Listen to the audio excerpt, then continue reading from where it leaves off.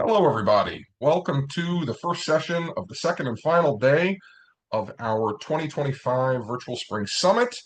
We have a lot of great sessions for you, so I want to try to get out of the way and let our speakers speak. But first, a bit of things to cover.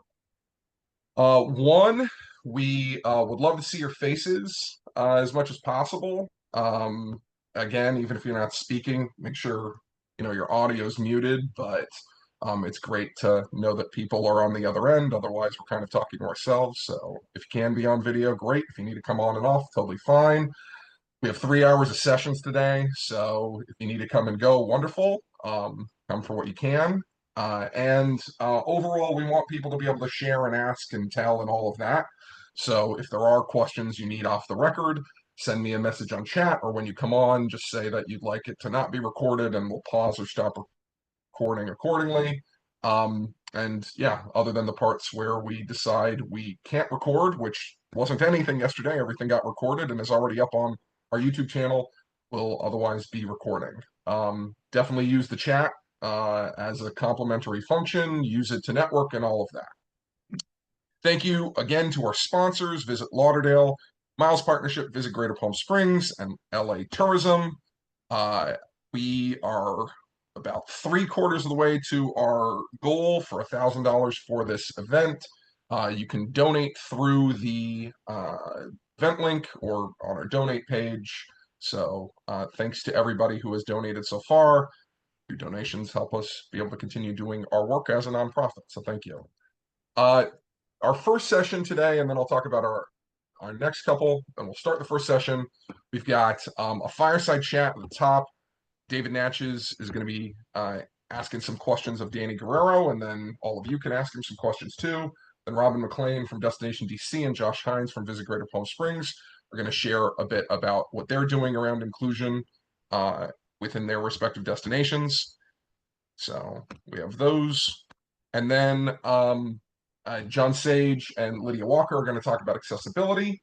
And finally, our last session today, we are going to have Pauline Fromer and Salvato and Ernest White II, where we're going to kind of revisit some of the themes from yesterday of what is this world we're in and how do we deal with it. So with that, I think I can stop talking and give it to David Naczycz. Thanks, Ronnie. I appreciate that. We have a very brief amount of time to talk with Danny Guerrero, so we're going to jump right into it. Danny, can you just introduce yourself really quickly to everyone here? Hi, everyone. Lots of friendly faces here. I'm Danny Guerrero. I'm founder and CEO of the Culturist group. Been involved with Travel Unity for a while now, before I even launched my business. And really, my path to this work has a lot to do with how I saw myself in the industry, working in marketing agencies for about 10 years, and then DMOs and tour operators and hotel companies. And the previous 10 years, I realized that a lot of the audience segmentation work, the research, the marketing campaigns themselves weren't really reflective of the rich tapestry of cultures and identities in this country, especially as we look at the new majority and what the demographic shifts are telling us in this country. So the Culturist Group is really a boutique shop, a startup shop that is focused on empowering the industry by working with brands and destinations that really believe in the power and the importance of the business results and the business case for how to speak in culturally relevant ways and inclusive ways to again the new majority. It's not my term. Actually, I had a call the other day with Group Black, which is a major advertising provider in the BIPOC space, and they were using that term a lot, and I like it. So that's a little bit about me and what we do. Hi, Karen. Thanks, Danny. Quick introduction of myself. I'm David Naczycz. I am a senior associate principal with the Coraggio Group, and I am also vice chair of the board of directors for Travel Unity. Been involved with Travel Unity for several years now, and actually, it's interesting that Danny and I are talking because I wrote a blog piece for Coraggio, not dissimilar to the piece that you wrote, that we're going to be referencing in this talk. So I'm going to paste a link for those who want it. Oops, that's Thank you. I want to paste. Hold on a second. Something else got into my paste.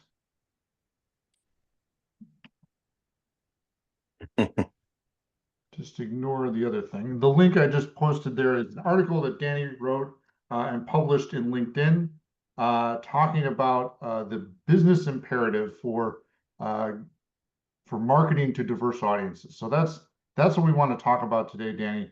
I'm going to jump right into some questions here that I have for you. So Yeah. my first question is, you mentioned in the article that diverse domestic traveler audiences haven't been adequately researched. They haven't been intentionally incorporated into this tourism economy, the broader tourism economy. What has led you to that conclusion, and why don't you think that that's happened yet? Yeah, thank you. So part of that realization is just being a student of this work. In my previous life, I was head of the North America strategy for MMGY Global, where we helped to launch the first studies on Black and Hispanic travelers on a global and national level. And since then, I really believe, and even when advocating for that research then, that research was the only way for us to quantify, right, the business case for these audiences. So since then, I've gotten my MBA as recent as last June, almost a year now. My capstone project was focused on researching this space, about 150 hours of researching, morely on the marketing media side about multicultural targeting, diverse audience approaches. And every time I spoke to suppliers, providers, all the brands that you work with, agencies, data and tech providers, travel and tourism, hardly ever ranked. Hardly ever. They said, "Oh, we work with a lot of entertainment and automotive and finance, but travel and tourism really isn't on our radar." So for me, it was a way to really validate what I've kind of already known. Not all. There's some great examples of work here in this Zoom room of how brands and DMOs have taken opportunities to reflect their diverse communities and the travelers that come there. But for the most part, I think, this idea of niche marketing still kind of is very prevalent. This idea of, the pink washing campaigns for Pride, it's changed a little bit. There's a lot more political focus on it. There's a lot more of, I think, conversation around it. People are stepping back. I know we're going to talk about that a little bit. But at the end of the day, I don't think it's really an integrated approach. I don't really think that, there's a term that we use that multicultural is mainstream marketing. And I don't think that our industry is fully there yet in appreciating how the new majority and people's values, cultural identity factor into the way they think about travel. And consumers don't think about travel every day like we do. So making sure that we're relevant and are in the right spaces and places and conversations is really important for an industry like ours. Great, thank you. What is the work that the industry has to do to attract these diverse groups of travelers? I think it's being done. So I don't, 3, 4, 5 years into it now, in terms of, this whole space really took off with, the Black Travel Alliance after George Floyd. It's been 5 years now. This work really took off with Martin Lewis, with Evita Robinson years ago, to advocate for Black travelers and BIPOC representation. And it's happening. I'm not saying it's not. It's happening, and and brands and destinations are aware that this needs to happen. I think a lot of what is stymieing progress right now is a couple of things. I think the inherent nature for a lot of DMOs who are at the mercy, like I talk about in the article, at the mercy of international inbound tourism, the tourism economy itself, the viability of budgets, political pressures. Budget, it comes down to budget. It comes down to how much can you throw at this. In my research for my capstone, a lot of what we heard from agencies, mainstream marketing agents, is like, why would we dilute our audience? Why would we provide lower ROI on audiences? Why would we sacrifice scale if we can reach a lot of people? And that's just not, I think, the effective way of building relationships and building trust, which is primarily the barriers we have. So I think that it takes strategic thinking. It takes looking down 5, 10, 15 years down the road, and not just thinking about next fiscal year's budget, and really committing to this and really speaking to your communities locally, or your stakeholders, and doing all the groundwork. I think the DEI work, I think the inclusive work, I think that what destinations are doing to prepare and equip young folks of diverse backgrounds to be in the tourism economy is as a step, all this leads to the same thing. How do we articulate, that our destination, that our experiences are really inclusive and culturally expansive? That takes work, to do the work, you have to set resources aside and have to have a roadmap. And a lot of what we do is try to help clients come up with that roadmap and ask questions about their research program, and to say, okay, so you say your destination is welcoming, it's a pillar of your strategy. Who did you ask? Who told you that? When was this done? Right? Who did you miss? So it is poking a lot of questions. And sometimes, I worked at DMOs before. I worked at 2 DMOs. I know that there's so much on our plate, and sometimes this work is hard, and it's not easy. So all those factors, I think, hopefully that answers your question in a very big, uh, unlinear way. Yeah, no, I think it was good. It's thorough. Alluding to something you mentioned in your answer, and obviously a theme of yesterday's presentations was the current political atmosphere around this work.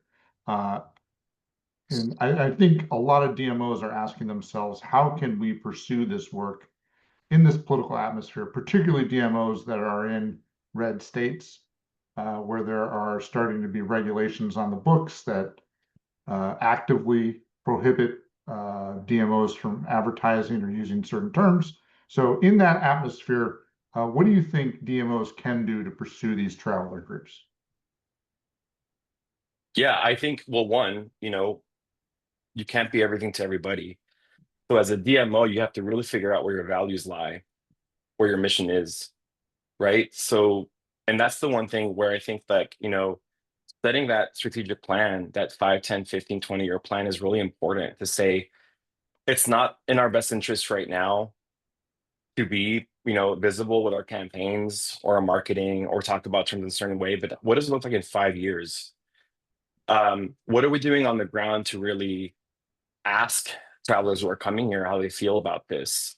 Ask our communities about how they feel about this.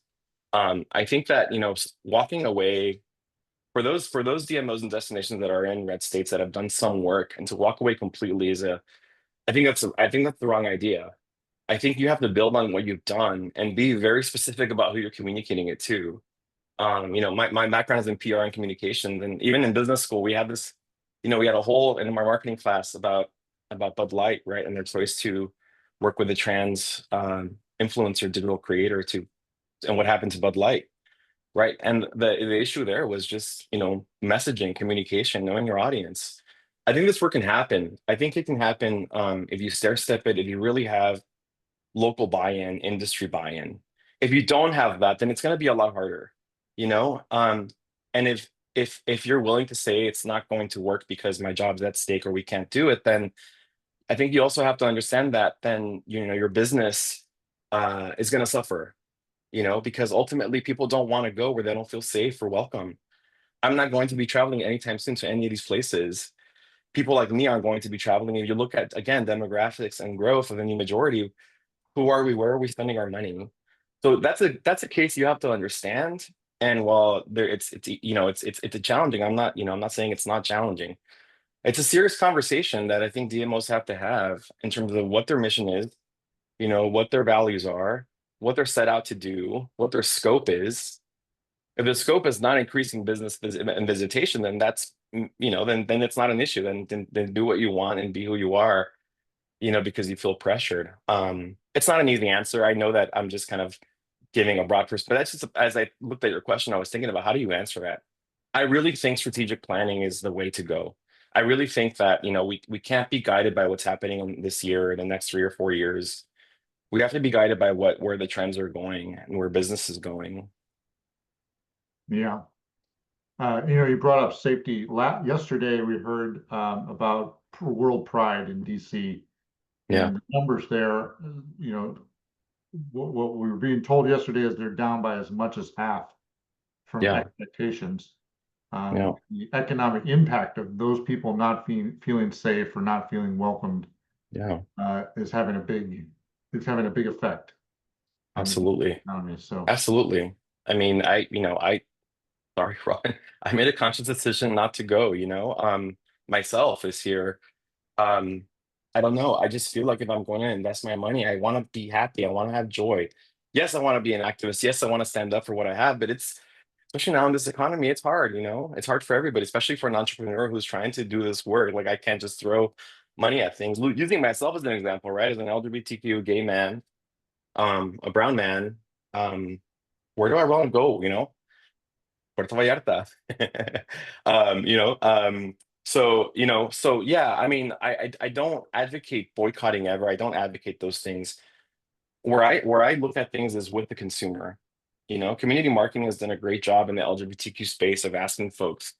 Well, the number one concern has been traveling for outdoor festivals, all pride events. It's safety, it's security. Consistently when you look at research across the BIPOC spectrum, across intersectional identities, the most marginalized folks worry the most about their safety. Black travelers, LGBTQ travelers, I'm going to say Hispanic travelers now too. I'm going to say people who may have undocumented family members.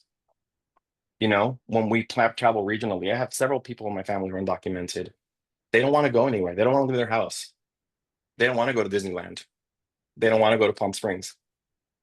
Right. So, like, what does that mean in terms of feeling safe and feeling like you can trust, where you're going? It's a huge issue, I think.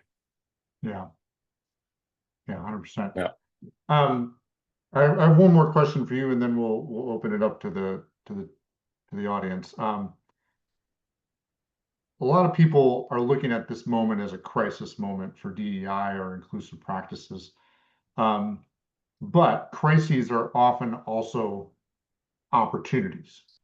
So Yeah. I'm wondering what you think the opportunity is here for the travel industry in this moment.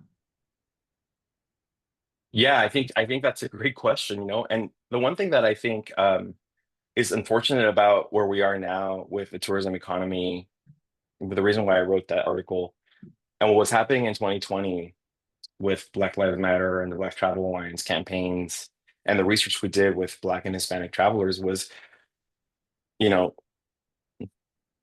strategizing at a time of crisis, right? With the pandemic, like I really believe that we hadn't been in pandemic, those numbers in terms of Black and Hispanic travel spend and influence would have been a lot larger, which is why I advocate for more and more research moving down the path. Now we're in the situation where, you know, I don't know about you, but it looks like the economy is on shaky ground, right? It feels like it. The tourism economy is on shaky ground. Yeah. So I think, what looking back at what happened in 2020, 2020 to 2022 post-pandemic was really kind of this doing a lot of work, throwing all of our weight into it, but not really planning for the future, the what ifs, right? The what if this goes this way? What if DEI all of a sudden is under attack? So I think the best thing we can do now is really, again, plan for the future, sit back, what has worked, what hasn't worked, where do we see success? Where is the work paying off? Where do we lean more into that? How do we scale that over time? Because this all ties back to the principles of, destination resilience, community stewardship, right? Sustaining your tourism economy locally, right? The fact that, I don't care where you live in America, I'm pretty sure demographics are changing where you live. I speak a lot of places. Even I think I was in Ronnie with Huntsville last, and looking at their demographics of how Huntsville, Alabama has changed, right? It's irrefutable that this is happening. So I think is you don't have to do all the work right now. I mean, kudos to you. You can. Kudos to you if you have a destination, stakeholders, community members, a political climate where you can lean in and double down the way like Lauderdale has been doing, the way that Karen at Cayuga County has been doing, the way others have been doing. I know DC as well has been doing some great inclusive marketing work. Kudos to you if you can do that and keep doing that, right? Set the example for others. When people ask who's doing a great job, like 5 years ago, I was like, nobody. Now I can point to like Meet Boston, right? And DC and Lauderdale. And so I think it's going to take these organizations and these leaders to keep doing the work. But for those of us who can't really lean into it right now, is plan. What does the future look like for you? Not today, not tomorrow, maybe not next year, but from a prioritization, destination master planning standpoint, I'm talking to JLL currently that does a lot of these destination master plans about integrating this work more holistically so that it's not niche and an afterthought. It's more about how do you plan for it now as you're planning how your destination is going to look, and tourism industry the sector is gonna thrive in where you live. So I guess that'd be my piece of advice. It's not probably what people want to hear right now, but I think that it's going to have to be a lot of intentionality, a lot of research. Spend the time, spend the money doing qualitative research, asking people how they feel. The Future of Travel study that we did with James Warren and Ezra Calvert talked about the emotions and the feelings of BIPOC travelers and LGBTQ travelers, right? How do we show up? What do we need? I think that if I can give one piece of advice is keep doing the research, keep understanding who your audience is, how your community feels. Thanks, Danny. You're welcome. Does anyone have any questions they'd like to pose to Danny? So I wanted to start by just clarifying and letting Portia chime in quickly, and obviously Robin's going to speak a bit more about what Destination DC is up to. When Portia was speaking yesterday, I think it was more from the perspective of the DC area overall, not necessarily DC itself. So Portia, I don't know if you're available to come on and clarify and restate kind of what you said yesterday Oh from the yeah, and perspective of sorry, I'm Arlington. just jumping back on here. What I was talking about yesterday, I was referring to the Arlington, Virginia area as far as our hotels. I think we were talking about the hotels, the conversation I'm having with the hotels, they expected more participation and more folks coming for World Pride, and they just didn't see those numbers. I mean, that's the truth. I didn't give specific numbers, but that was the feedback just kind of overall that I was getting. The reasons that were coming back was number one thing was the fear of getting here, being able to really experience everything. And it all of this has really done a disservice because, we're still very hopeful, but, it sort of was like, wow, we were expecting so much more, and it's unfortunate, but that's what I was talking about. And I was speaking about Arlington, Virginia hotels. So. Thank you, Portia. Mm-hmm. And Portia, I appreciate your clarifying that for me. Hey, Robin. Yeah. Good to see you. Also, I think that DC hotel performance is pacing behind what we would expect for hosting this big event.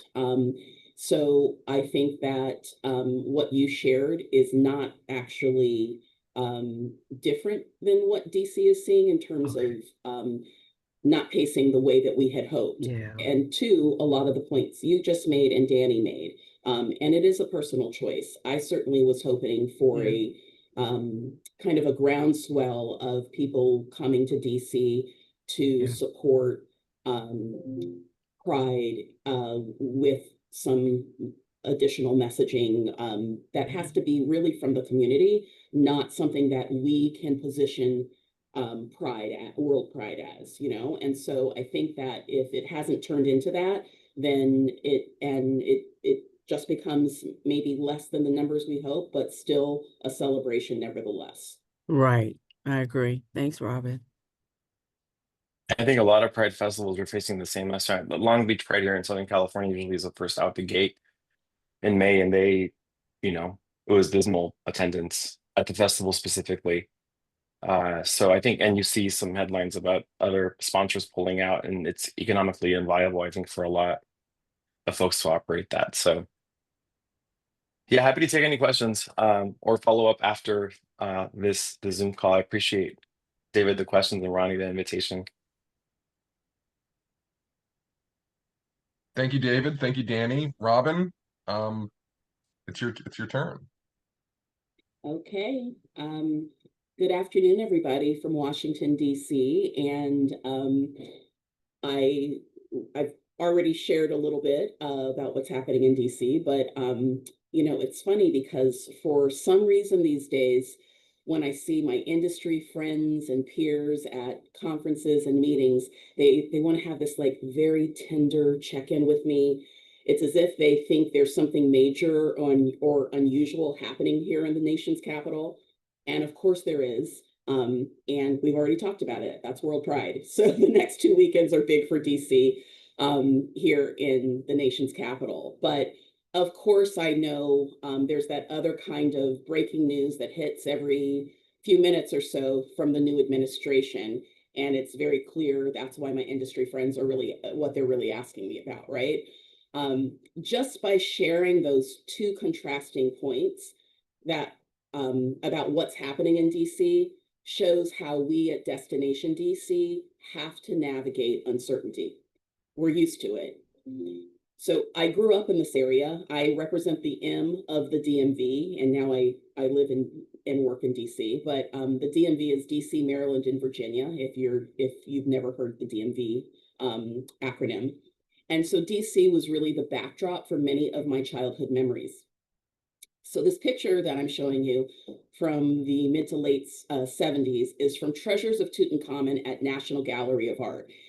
This is the King Tut exhibit that really launched the blockbuster museum exhibit experience, starting in DC and then moved on to multiple US cities. I'm assuming there's some other Generation Xers here that may have seen this exhibit, but it's also made its way back through the US in subsequent years.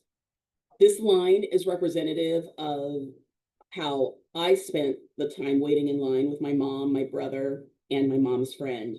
And I just want to note that I said I'm Generation X. My parents had me in their 40s, so they were Depression era kids. And so parenting was a little different than what we know today. So like my feet hurt, I was freezing, then hot, but I knew better than to complain. And this was definitely not the like speak your mind era. And frankly, even though I think my mother, this must have been her idea to take us all to the National Gallery of Art, I remember she wasn't really any happier than I was standing in that line.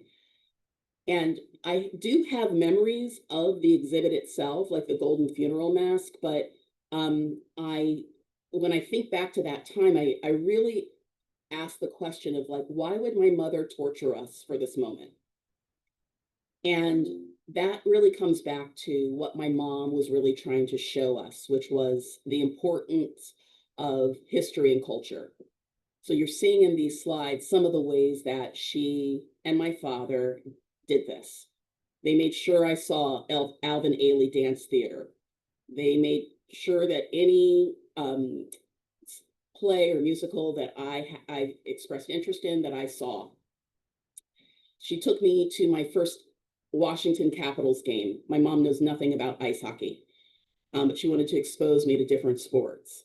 And then, of course, allowing me at 13 years old to hang out with my older sisters with like all the wine and the charcuterie and cheese for a July 4th on the National Mall. And I felt so grown up. So maybe there's some similarities there for how your parents raised you and shared the importance of history, arts, culture with you.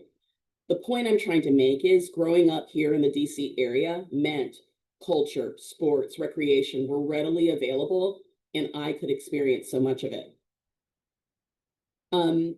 So DC makes the headlines every day, from 9/11 and regional crises like the DC sniper to the late aughts recession and COVID. DC has experienced highs and lows in very distinct ways. It's because the US policy that impacts most of these national crises is made here. And as a result, the city we promote often gets confused for whatever the latest headline is. So we're used to having to make the distinction between the Washington and the DC. We've highlighted this in many past campaigns. There was the You Know Washington, Now Experience DC. There was Discover the Real DC. But my favorite is when my boss references Experience the Real DC, which is a campaign we've never had, but love the combo of those two.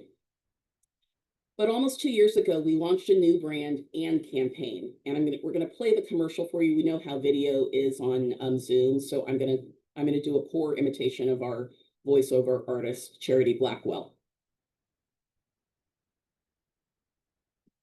There's only one place you can walk in the footsteps of dreamers. There's only one DC. Intended to set DC apart as a destination, only one DC highlights the experiences you can only have in DC. Whether that's visiting the largest library in the world for free, the Library of Congress, and the largest urban national park, Rock Creek Park, as well as all the experiences with the National Mall as the backdrop, from July 4th fireworks to boating, kayaking, and canoeing along our two rivers, the Anacostia and the Potomac. The videos, ads, and content we develop for Only One DC are specifically suited for our target audiences and the activities they want to experience while traveling. There are 4 main categories, from sophisticated boomers to modest travelers, and then we layer in niche audiences, including Black, Hispanic, Asian, and LGBTQ plus travelers. I want to make clear, we've always been inclusive. I've been at Destination DC for 14 years. This is nothing new, but this is researched and relevant for this moment. So it's not what we were using a decade ago. It's new information that we continue to update through our campaigns. The Only One DC creative highlights experiences for our target audiences and the diversity of Washington, DC. We want the world to feel welcome here. And that's right, I said it, diversity, the D in DEI, and a part of Destination DC's foundation. We want the world to see themselves in our ads, to be inspired and picture themselves here. We're not actually trying to counter any recent federal messaging through our advertising, but as I've shared, we've always had to distinguish between what is authentically DC and the distracting Washington headlines. The imagery that you're seeing is the DC visitors will experience. So from UGC galleries across our website neighborhood pages, capturing the authentic experiences visitors and locals are having in our city, to a new district blog serving up searchable content connected to our target audiences, visitors can see themselves in DC. Now, we love, love, love this brand, but even when you're in love, you know, sometimes you get that unexplainable ick out of nowhere. And so you have to check in with your loved ones, you have to discuss the issues and figure it out, right? So our next step with Only One DC is to dive deeper into the personal side of Washington, DC. In March, we had a marketing retreat. It was followed by a board symposium with Destination DC's board of directors. Both of those meetings focused on the need to counter negative rhetoric about DC by reminding people that when you turn off the news, we are still here. There's 710,000 of us in DC living, working, and thriving. So our efforts to humanize the district have come to life with We the People, a series highlighting a diverse group of DC locals. And this is the second phase of our Only One DC campaign, shifting that focus to a more personal, human story and including 15 to 20 long form videos, along with companion 15-second commercials, social videos, and landing pages on washington.org. We the People will preview at Destination DC's annual Marketing Outlook meeting this August and launch to consumers later this year. But we know that this brand, this Only One DC brand, is working. So whether it's through the more than 2-to-1 return on advertising spend, only highlighting those people who say they've come to DC as a result of our advertising, everyone else is thrown out. Along with the record visitation, record visitor spending, and record tax revenue. We know the campaign's working because these are our numbers from 2024 that we just announced earlier this month and have celebrated. We also have won 16 awards to date, which isn't nothing. That's an impactful testament to the work Destination DC does in the visitor economy. And so as we navigate the next wave of challenges, budget discussions, the loss of federal workers, the shifts in priorities, I mentioned DEI certainly being one of them, we have to help people understand the distinction of our city and what they can experience. And it's actually really helpful to me during this time to personally experience all of those great things like World Pride, these next 2 weekends that I will absolutely be a part of. But what my mom did for me, my nieces now get to experience. So whether that's Step Africa Drum Folk at Arena Stage or the Kusama exhibit at the Hirshhorn Museum, a blockbuster in and of itself, the Mubadala City Open tennis with autographs from world #2 Coco Gauff, or Nats Park and the Racing President's Teddy, and at the National Gallery of Art, coming full circle with the famous Blue Rooster. Sharing the experiences, I believe, will help my nieces grow into full, well-rounded human beings. And DC is the city I credit with helping make that happen now and always. And I'm happy to answer any questions that you may have, but I just approach that like a TED Talk, but I think it's authentic to who we are as Destination DC and our brand. Thank you. Thank you so much, Robin. I know I have a couple questions, but I definitely want to let other people start if anybody wants to come on or type something, anything for Robin and Destination DC. All right, I'll start. I'm curious in terms of, I'm glad you're here for Danny's talk overall. Danny cited basically that you have to make decisions, I think, when it comes to audience. Can you speak a little more to how you've decided what audiences that you're going for, and then optional, because I think it's saying what audiences you're not going for might be by default, but yeah, how do you know who those audiences are? Well, it's interesting. I don't think there's a an intention of audiences that we're not going after. We're going after what makes strategic sense. So, like Danny said, we're following the research. So the research is showing us those 4 target audiences, but we also know from the research that we need to target Black, Hispanic, Asian, and LGBTQ plus travelers. DC, for example, is 14% of the people who live in the city are representative of the LGBTQ plus community. That's the largest percentage of any city in the nation. So it's not the largest number, but it's the largest percentage in terms of when you do that calculation for how many people live in DC. So I guess I would answer that with research shows us how we should be developing our paid media strategy, but also I think we have a good understanding of reflecting the DC experiences and the people who live here in our advertising as well. Thanks. And this might be out of your personal scope, so if so, that's fine, obviously. But given the size of DC and the diversity of the folks who you could be including as locals within your messaging, et cetera, can you speak to a little bit of the process for how you've gone through figuring out who you're going to work with? And again, not just from a DC perspective, but for somebody else who's looking for ambassadors for their destination and product, just if you have any sort of thoughts on how people can consider that process. When you say work with whom? Because you have locals that are part of the campaigns, right? Or do you mean, oh, you're talking about the We the People series? Yes, correct. Yeah. So how did we decide that? Yeah, how did you choose who was part of We the People? And again, for somebody else who hasn't done something like that, what are some of the pieces that you would advise if they wanted to do something comparable? Well, we've been working with a local agency to highlight the locals in the We the People DC. I will say that my colleagues Andrew O'Connor and Alex Ganafagas have been very heavy-handed in terms of helping define those groups. We wanted it to be representative culturally. I think I can't remember now the 4 people who were on the screen, but from like, muralists to highlighting the deaf community to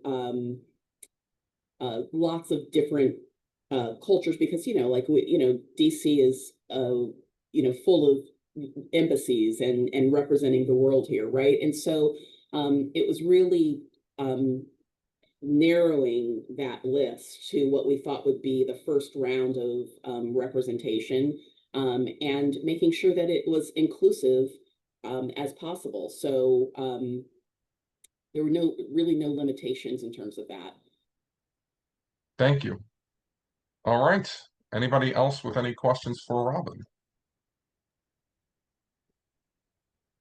David.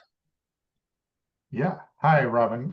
Thank you for that presentation. It was really interesting and informative. And it had me wondering if you've had to make any adjustments or are planning to make any adjustments because of what's going on nationally. Well, the adjustments, unfortunately, that we're making are what I think a lot of other destinations are experiencing. So just like Portia and I were having the conversation earlier about lower numbers impacting for World Pride in terms of what the expectations were based on previous cities, we're adjusting to having to communicate, I think, in a way where you're not poking the bear, but you are also wanting to really represent what Washington, D.C. is. And so I think, we've done a good job of doing that, but I think you can't shift someone's personal perspective. I would use Canada as the greatest example of that right now, right? They're just not, a lot of potential Canadian visitors aren't traveling to the US because of what's happening politically. And so when you think about that, how do you navigate that?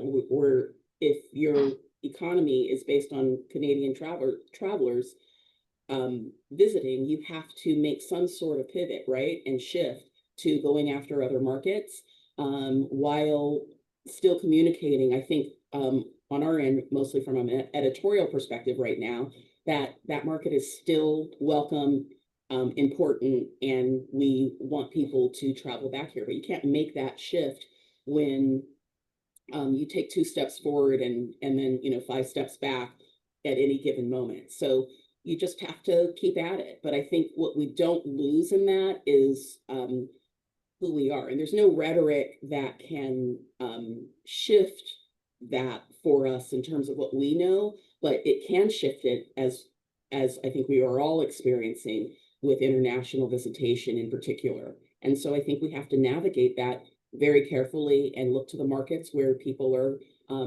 still interested in coming and being aggressive there. Someone in the chat earlier said there's, where you can, if you're an organization that can go after that business and shift your strategy as we are, then that's what you have to do to stay in the game. Thank you, Robin. I thought it was a great answer. We have a question, or we have a hand raised from Megan Adams from your fellow Washington State, Isabella, Washington. Megan. Full circle. Hey there, Robin. Thanks for the talk and the information share. Your work is inspirational. My apologies if you covered these details. I don't think you did, but you may have.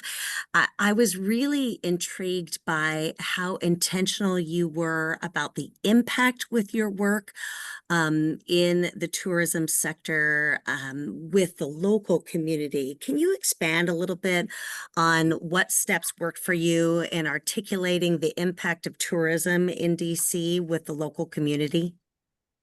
Yes, I mean, we are navigating those waters right now.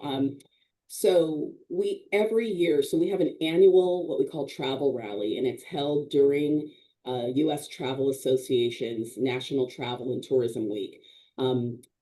Because we are based in DC, we have a tradition of holding that rally at somewhere unique around DC. This year it was at Nats Park. The Nationals are celebrating their 20th anniversary there. And we also have representation from U.S. Travel Association. So Jeff Freeman was there, but we also have the mayor there speaking. We had a former board member from the Washington Nationals there speaking. So the reason I share all of that is to tell you that that's the buy-in every year, right? We're sharing that story with significant stakeholders and media, and are ensuring we're telling that story consistently year over year. It wasn't a great story just a few years ago, as I think we can all attest. And so how have we built back? And it's incredibly important to make the work that Destination DC does relevant, because the impact on the visitor economy is significant.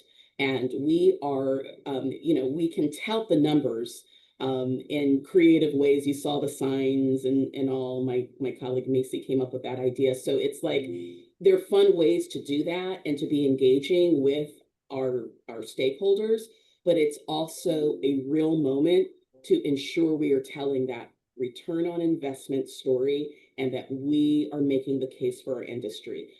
We have a very strong one to share, and we don't want that getting lost in any way. So it's that way in that big event, but I will tell you in other ways, in small ways, it's also updated on our website. So my colleague Sandra, who handles our research, she's ensuring that that's there. It's shared with our board. It's shared with city council members and the mayor's office. So all the ways that you would think that you like are just kind of navigating from almost like a policy perspective, even though we don't really do that, right?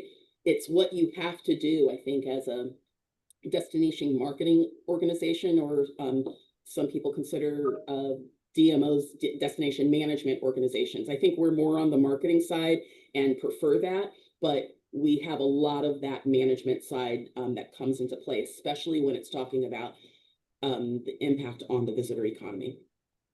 Love it. Thanks so much, Robin. You're welcome. We are bridging Washingtons today. Another question from Washington State. Amy Nestler, San Juan Islands, asks Robin, is influencer marketing and partnering with content creators part of your strategy to reach BIPOC, LGBTQ+, et cetera audiences? Oh, absolutely. So much so that a couple of years ago, I brought it in-house. I took that away from our paid media agency of record, because I really wanted our hands in it in a different way, so that we could work with more influencers and really tell that story. So I will share that we have something very cool happening this Friday. So 2 influencers that we started working with, Laura Calhoun leads this in our organization, started working with them 2 years ago at Capitol Pride, in knowing that we're going to be hosting World Pride. This couple, Barry and Taraj, are getting married Friday night in DC as a buy that we did with Condé Nast Traveler and their Them marketing, which focuses on the LGBTQ+ community.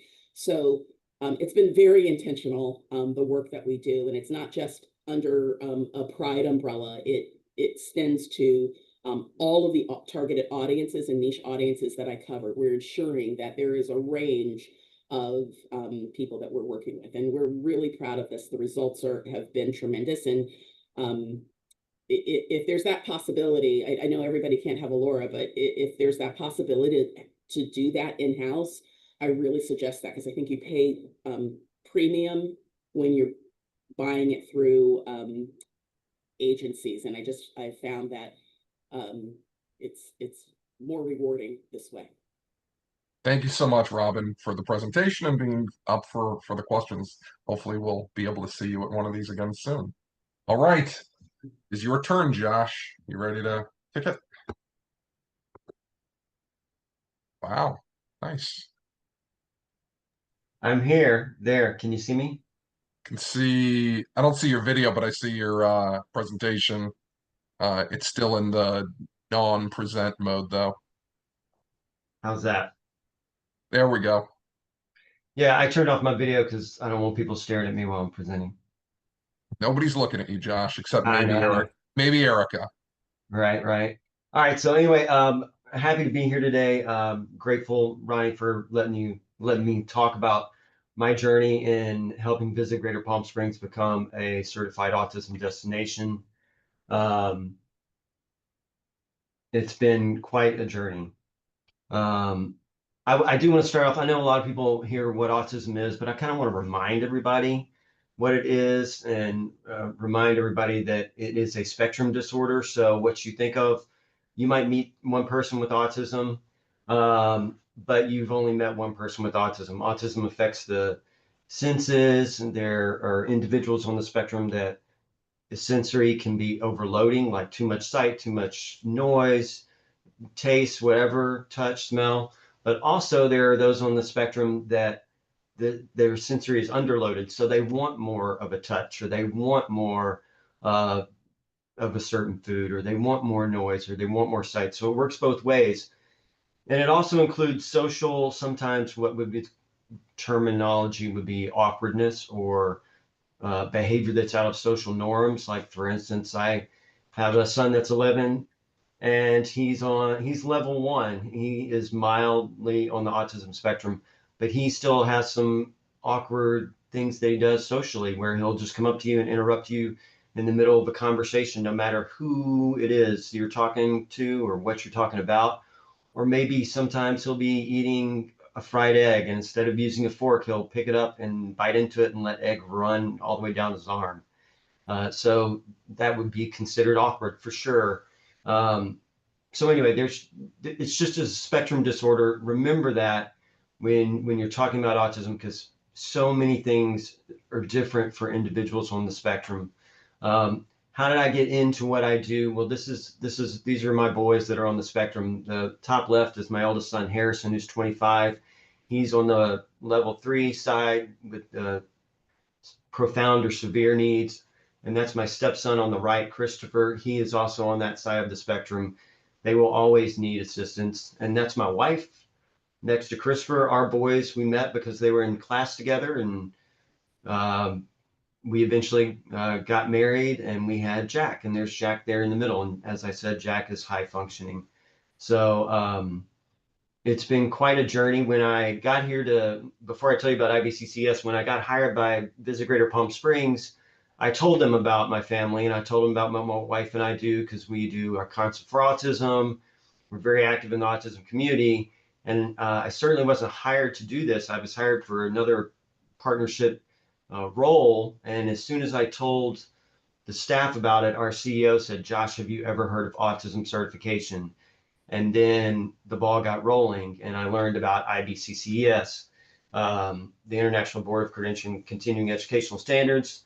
What I love about them and their program is that their board is made up of doctors, therapists, and actual self-advocates, individuals that are on the spectrum. So I feel very confident in the material that they create, the training modules, and the programs that they have created. So they do a lot of surveys, they collect data, they can tell you more than I can. In fact, this data is kind of outdated because it says 1 in 36 and the rate is now 1 in 31. But the bottom line is they can show you survey facts that tell you that there are individuals on the spectrum and families with individuals on the spectrum that want to travel. They want to get out there and they want to come have great experiences, but they want to go places where they feel safe and where they feel like they are included and people have understanding for them. So IBCCS can get a lot further on that.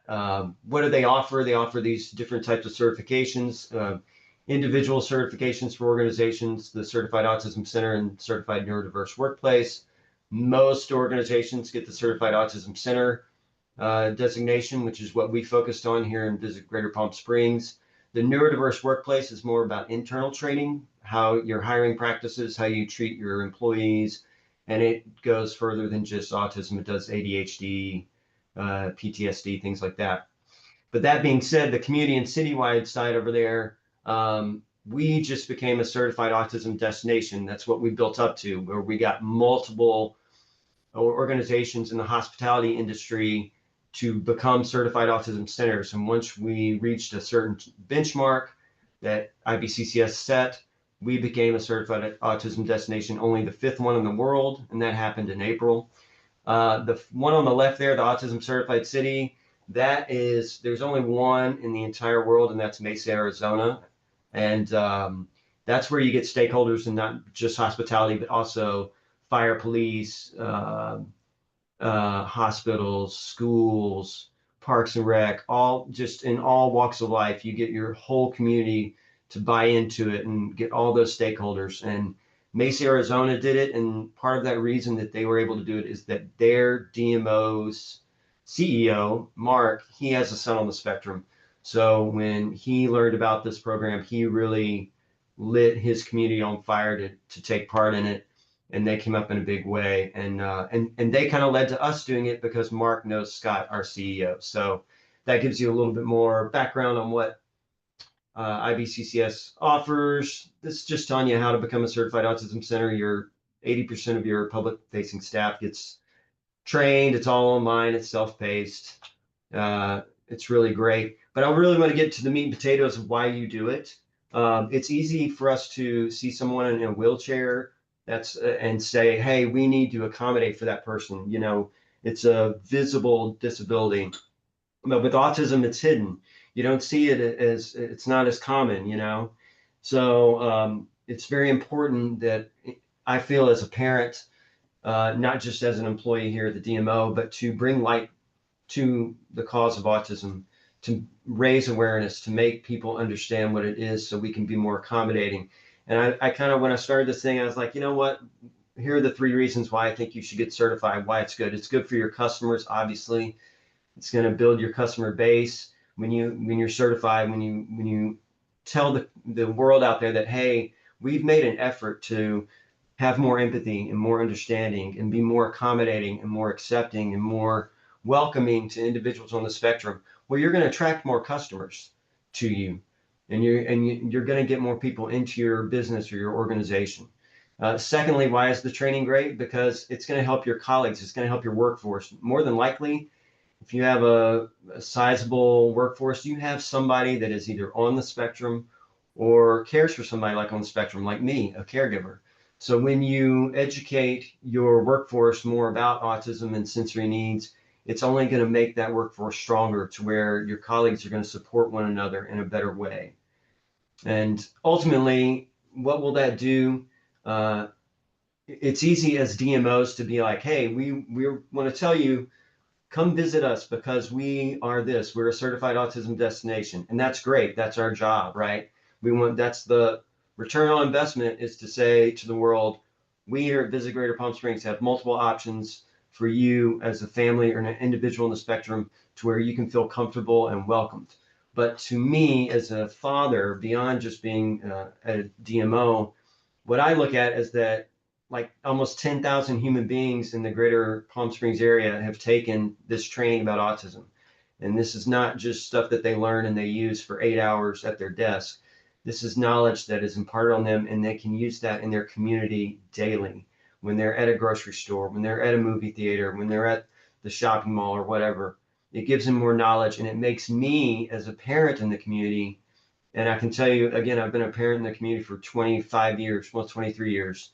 And I've had so many parents come up and tell me, thank you for what you're doing, because I see it.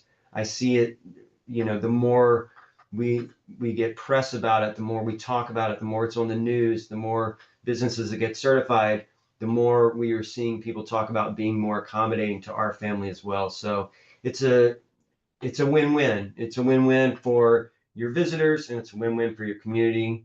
These are all of our partners that have gotten certified. It's really been it's been a long 3 years. I was hoping it would happen faster, but it's been great. Just in the past 2 days, we have an event space called the Pack House at Aziz Farms. And last night, the owner of that came up to me and he told me how doing the training not only affected them, and they have field trips where they welcome kids into their farm, but he talked about how one of his employees, she's a mom to somebody on the spectrum, to a son on the spectrum. And she said how the training just helped her in little ways to be a better mom, to have more patience, to have more understanding. And when you hear stories like that, I hear stories like that all the time from the businesses that have gotten certified, how their actual workers talk about what a great thing this did, how it gave them more confidence and have made them be better human beings. And that's priceless when you hear that. So it's been a big journey. I've probably gone over my time. I have gone over my time. If you want to know more about it, I'm happy to tell you about it. I'll talk your ear off about it. But thank you for listening, and consider doing this. Consider trying to make a difference in your way to accept visitors, but also in a way to make your community a better place, a more accommodating and accepting place. So thank you, Ronnie. Thank you so much, Josh. All right. Any final questions for Josh, or we still have Robin, if there's any last things before we wrap up this session?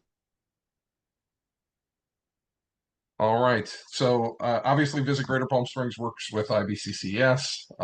I'd say certainly if you're interested in them organizationally, look into that. But there are also other organizations, and then depending on where you're at, there are certainly people who they themselves are on the spectrum or work with people who are on the spectrum. So I'd say the bigger takeaway to me is considering, what is it if we're looking to be welcoming to everybody? What is it to work with people who are on the spectrum and the families of those who are? So, yeah, there are multiple options, and I would recommend you consider that as you're thinking about what inclusion means overall to you. All right, so let's wrap up this session and then get to the next one. So first, I want to say thank you again to our sponsors, Visit Lauderdale, Miles Partnership, Visit Greater Palm Springs, and LA Tourism. Got another donation, so we are over 3/4 of the way there. So thank you again to everybody who has donated toward our goal. Again, we are a nonprofit, so for us to be able to do these things and all we do, the individual and organizational support that we get is obviously crucial. In terms of if you want to stay connected with Travel Unity, there are a variety of ways to do so. You can certainly subscribe to our newsletter, and we have our alliance. So every month we meet and talk about similar sorts of things and have that community. We have both individual and organizational membership. Obviously, you can follow us on social, and yeah, thank you so much. So that is this session, and